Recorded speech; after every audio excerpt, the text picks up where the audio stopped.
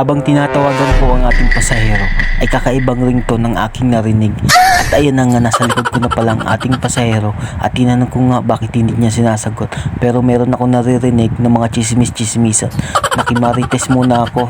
Yung ringtone pala niya kakaiba. Parang may nag-aaway ng mga bata at mga mataranta. Ang sagot niya nga sa akin ay hindi niya alam kung bakit ganyan yung ringtones niya. Inabot ko na nga pala yung helmet sa kanya. Inuperan ko na rin ng shower cap pero ayaw niya.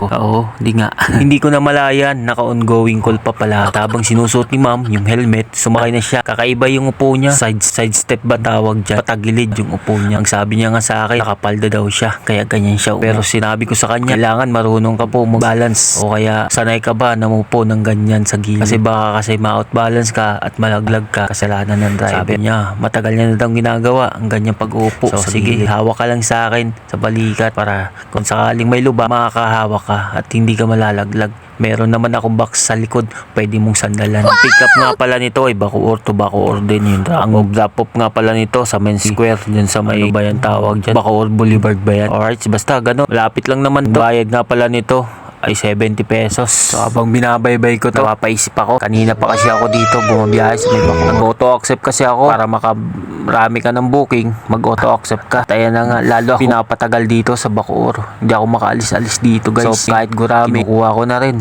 After 5 minutes, nakarating kami sa drop-off location ni ma'am. Dito ko nga pala binaba siya para safety kami at walang dumadaan dito gaan. So ayan, sabi ko kay ma'am, daan-daan lang pagbaba. Pero hindi naman siya nahirapan. Nakaside naman yung upo niya. Tinanggal niya na rin yung helmet, di na siya nagpatuloy. Nagpaalam nga pala ako na isama siya sa video. Okay lang daw, basta't maganda daw siya. O syempre naman, di ko naman sinasabay yung hindi maganda. So bibilangin natin, 70, walang labis, walang kulang. Pero thank you pa rin at nakarating kami ng safety sa drop-off location ng ating passenger. Yun lang, okay na, sapat na yun sa akin. Makarating kami ng ligtas at walang problema. So i-swipe na natin to, i-complete na natin yung booking para another booking na naman. Auto-accept na naman yung gagawin natin dito guys. Hindi ako alis dito hanggang wala ako na accept na booking.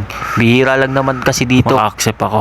Kapag napadpad ka dito sa Bacoor, saan mo? Papuntang Imus, Dasma yung makukuha mo. So ayun, maghintay lang tayo dito, baka may makuha tayong Palas Piñas. Nakalimang ikot na ako dito sa Bacoor. Kahit gurami, kinukuha ko na yan.